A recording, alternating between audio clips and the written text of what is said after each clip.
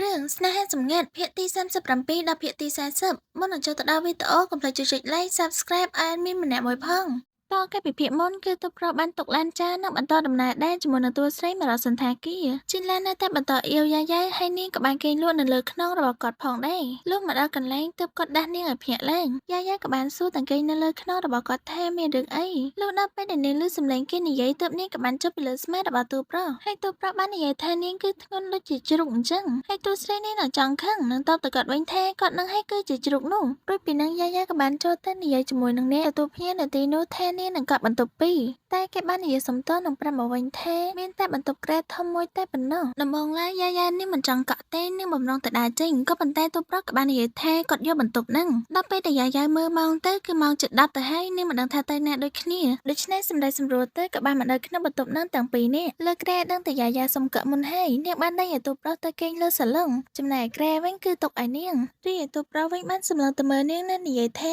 យ៉ាយ៉ាខ្ញុំទៅតែអៀវនាងចុះពីលើភ្នំឡើង2ម៉ោងអីណោះយ៉ាយ៉ាក៏តបទៅវិញចឹងចង់បានន័យថាម៉េចទូប្រុសបានយកដៃទៅចុចក្បាលរបស់នាងនិងប្រាប់ថានៅផ្ទះខ្ញុំក៏គេងនៅលើសាឡុងតែនេះក្នុងសន្តាគារហើយបន្ទប់នេះក៏ខ្ញុំបានកក់យ៉ាយ៉ាខ្ញុំមិនចង់ឲ្យនាងធ្វើបាបមិត្តប្រុសរបស់នាងបែបនេះទេយ៉ាយ៉ាលើពាក្យមិត្តប្រុសនឹងហើយឡើងដិតដាមក្នុងចិត្តរបស់នាងតែម្ដងតែនាងបែរជានិយាយប្រាប់ទូប្រុសវិញថាលោកមិនមែនជាមិត្តប្រុសពិតប្រាកដរបស់ខ្ញុំទេដូច្នេះហើយយើងមិនអាចគេងលើគ្រែតែមួយជាមួយគ្នាបានឡើយទូប្រុសបានអានចូលទៅខ្សឹបដាក់ត្រចៀករបស់នាងថាមិនក៏ធ្វើដូចជាយើងមិនធ្លាប់បានគេងជាមួយនឹងគ្នាកាលពីមុនធ្វើធម្មតាទៅហើយក៏គេងលើគ្រែជាមួយនឹងគ្នាដូចធម្មតាហើយស្រាប់តែតួស្រីមានកំណត់មួយឡើងមកដល់ពេលទូប្រុសឮហើយឡើងចង់បាក់ចកេបើថាគាត់បដិសេធក៏បដិសេធទៅនាងមិនខ្វល់ទេដាច់ខាតគ្រែគឺនាងមិនឲ្យគាត់គេងឡើយនាងខំចិត្តល្អដាក់ប៉ុណ្ណឹងហើយទីទៀតនេះខ្ញុំនឹងជូតអិតការ៉ូនេះឲ្យលោកគេងដឹងតែតិចស្រួលតែហ្មងចំណែកតួប្រុសវិញក៏ដូចគ្នាក៏ដាច់ខាតក៏ត្រូវតែគេងលើគ្រែបានយ៉ាយ៉ាធ្វើអីគេមិនកើតបានត្រឹមតែខឹងនឹងតាមទៅសួរគាត់ទៀតថាមិនក៏ដាច់ចិត្តដាក់នាងម្លេះនាងហត់នៅឡើងពេញមួយថ្ងៃហើយបំរុងឲ្យនាងគេងនៅលើឥដ្ឋទៀតមែន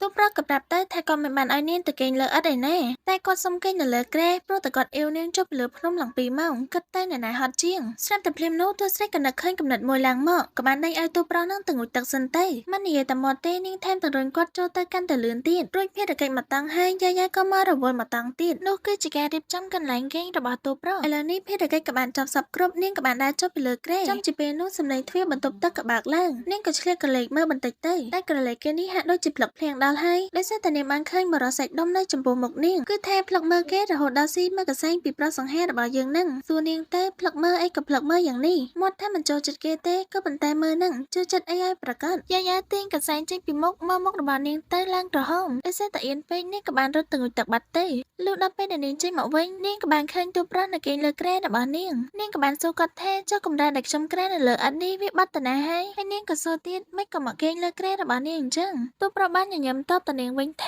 គ្រែនេះក៏វាធំដែរម្យ៉ាងវិញទៀតបើចង់ឲ្យគាត់គេងនៅខាងក្រោមដូចជាធ្វើបាបគាត់អញ្ចឹងព្រោះថាដូចតែដឹងហើយនៅលើភ្នំវាមានទឹកសន្សើមបើគាត់គេងនៅខាងក្រោមបែបនេះច្បាស់ជាឈឺជាមិនខានទេគាត់ក៏ប្រាប់កុំឲ្យនាងបារម្ភអីរឿងដែលកើតឡើងកាលពីលើកមុនហ្នឹងក៏ដោយសារតែគាត់ស្រវឹងទេតែនៅពេលនេះគាត់មានស្រវឹងឯណាដូច្នេះហើយកុំបារម្ភអីយ៉ាងម៉េចគេងមិនគេងឥឡូវហ្នឹងលឺអញ្ចឹងយ៉ាយ៉ាក៏បានស្ទុះឡើងទៅលើក្រែភ្លាមតែនាងក៏ឆ្លៀតយកអីមកខាំងបាំងដែរទោះប្រាប់បានត្រឹមតែញញឹមនឹងហួសចិត្តនឹងនាងជាខ្លាំងខ្វល់ទេឥឡូវនេះនាងត្រូវការគេងបិទភ្លើងទៅទោះប្រាប់ក៏បានឆោងដីទៅបិទភ្លើងតាមសម្ដីអ្នកនាងម្ចាស់របស់គាត់ហើយតាំងមកដេកភ័យតែម្នាក់ឯងគិតអាក្រក់ទៅលើទោះប្រាប់ទីក៏មកលូកលាន់នាងទៅមិនដឹងថាយប់នេះនាងគេងលក់ឬអត់ទេតែមិនបានផងនឹងអាអ្នកខ្លាចគេនឹងគេងលក់បានហើយថែមទាំងគេងលក់ស្រួលទៀតផងទោះប្រាប់សម្លឹងទៅមើលតួស្រីនឹងគិតថាមនុស្សស្រីអីគ្មានបេះដូងអញ្ចឹងតែនាងក៏មានចំណុចល្អដែរគឺគួរឲ្យស្រឡាញ់លុះចូលមកដល់ពាក់កណ្ដាលអាត្រាក៏មានខ្យល់បក់ចូលតែមកអួយឡើងត្រជាក់ស្រេបតែម្ដងធ្វើឲ្យយ៉ាយ៉ាឯនេះរងាឡើងញ័រខ្លួនហើយគ្មានទៅទ្រាំរងាបានឯណានាងក៏បានបែរមករកតួប្រុសនិងបានអោបគាត់នៅពេលហ្នឹងតែម្ដង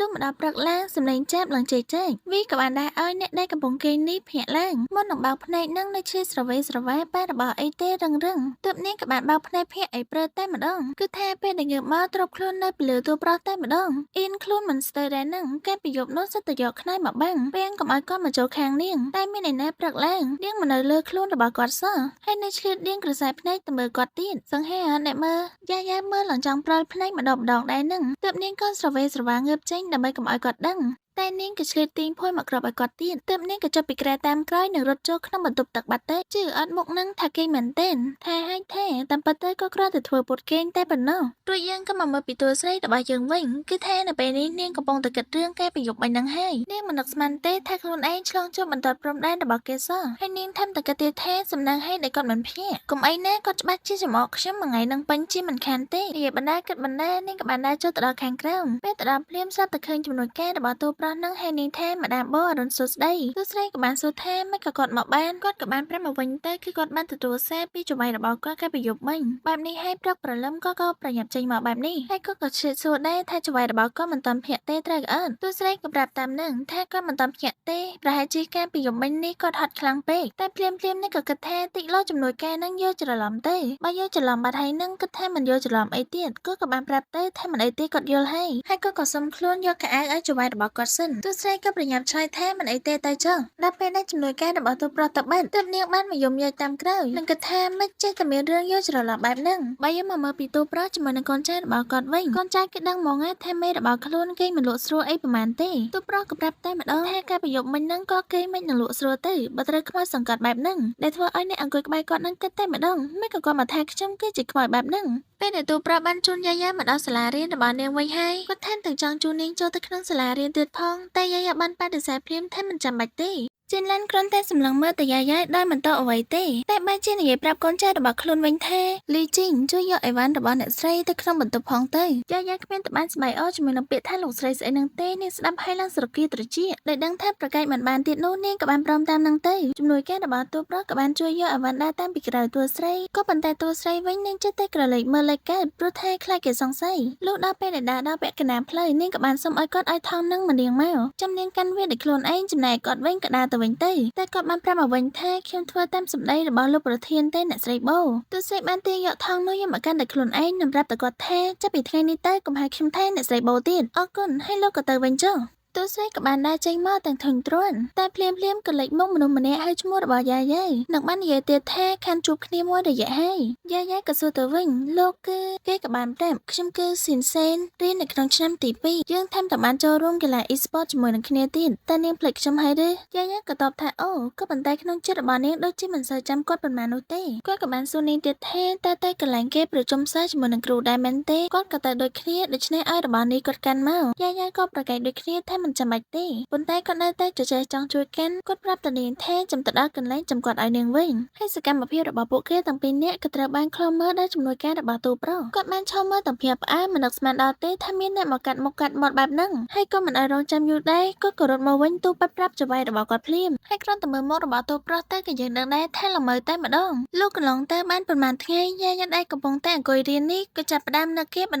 ្ដាហើយគឺថាអង្គុយរៀនសុកហ្នឹងបែរជាឆ្ងល់ថាមិនបានជាគាត់មិនតាក់ទងមករកនាងទៀតអញ្ចឹងហើយគាត់រវល់អីគេប្រហែលថ្ងៃហ្នឹងបន្ទាប់ពីគិតបែបហ្នឹងចប់ហើយបែរជាមកទេបន្លប់ខ្លួនឯងថាជប់គិតពីគាត់ទៀតទៅស្រាប់តែពេលនោះមិត្តភក្តិរបស់នាងក៏បានមកសួរថាយាយឲ្យដឹងទេថានាយកប្រតិបត្តិហៅកាត់ថា CEO ហ្នឹងមកសាលារៀនរបស់យើងដើម្បីបង្រៀនទេគាត់ពិតជាសង្ហាណាស់មិត្តរបស់នាងថែមទាំងបានបបួលទៅជាមួយគ្នាទៀតផងតែយាយប្រាប់មកវិញថាមិនចាប់អារម្មណ៍ទេនៅរៀនបន្តវិញមានឯណាមិត្តរបស់នាងក៏ចាប់អូននាងទៅតែម្ដងអាមិត្តភក្តិខំណែនាំរបស់ល្អហើយមិនទៅគឺមិនបានទេបន្ទាប់មកគ្នារបស់គេទាំង3នាក់ហ្នឹងក៏បានមកអង្គុយជុំគ្នាអញ្ចឹងទៅមិនឲ្យសិស្សរងចាំយូរ CEO ម្នាក់ហ្នឹងក៏បានដើរឡើងទៅលើឆាកហើយគ្រាន់តែដើរឡើងហ្នឹងសំឡេងហូរពីខាងក្រោមគឺលាន់លឺឡើងពេញហ្នឹងតែម្ដងហើយដោយទាំងមិត្តភក្តិរបស់តួស្រីទៀតដែលជាអ្នកហូររំភើបជាមួយនឹងគេឯងផងដែរពេលដែលគាត់ដើរឡើងទៅដល់លើឆាកក៏និយាយសួស្ដីអ្នកទាំងអស់គ្នាដែលនៅទីនោះខ្ញុំគឺជាបូជីនលែនតួស្រីឃើញហើយនឹងឡើងភ្ញាក់ផ្អើលខ្ញុំគឺជាប្តីខ្លួនឯងសោះអត់មានធ្វើលេងទេអ្នកទាំងអស់គ្នាគឺនាងបានឆ្ងល់ថាមិនបានជាគាត់មកនៅទីហ្នឹងអញ្ចឹងនៅពេលដែលទូប្រុសបានធ្វើការសង្កត់កថាហ្នឹងភ្នែកជាមួយនឹងស្នាមញញឹមរបស់គាត់គឺបានតម្រង់មកតួស្រី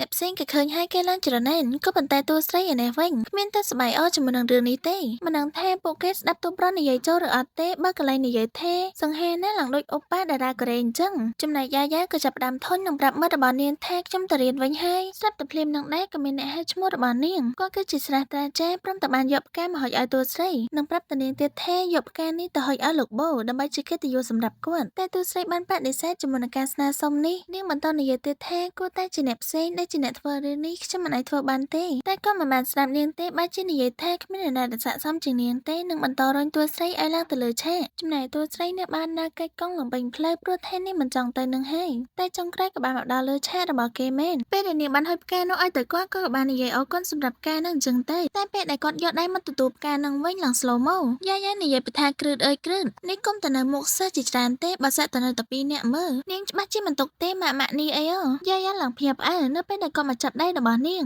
នេះមិនមែនចាប់ធម្មតាទេគឺថាចាប់អង្អែលិចអង្អែលកើតនេះហើយមើលចុះអ្នកទាំងអស់គ្នាធ្វើដូចជាយ៉ាយ៉ានឹងទៅសុំស្នេហ៍គាត់អញ្ចឹងទម្រាំតែយកផ្កាចេញពីនាងនឹងយ៉ាយ៉ាឡើងមើលរួចរាល់នាងក៏ត្រឡប់ដើរបកក្រោយវិញនឹងគិតថាចាំមើលទៅគុំតែមានថ្ងៃត្រូវរបស់នាងទេនឹងឯអ្នកទាំងអស់គ្នាឲ្យមានសុំបញ្ចប់សាច់រឿងធំប៉ុណ្ណឹងសិនហើយឥឡូវហ្នឹងសូមប្រាប់ថាយើងបានមកដល់ chapter ទី40ហើយប្រហែលជានៅតែ40ភាគជាងទៀតទេគឺចប់សាច់រឿងហ្នឹងហើយអ្នកទាំងអស់គ្នានឹងឯមានគ្រាន់តែប្រាប់ប៉ុណ្ណឹងទេបាយបាយអ្នកទាំងអស់គ្នា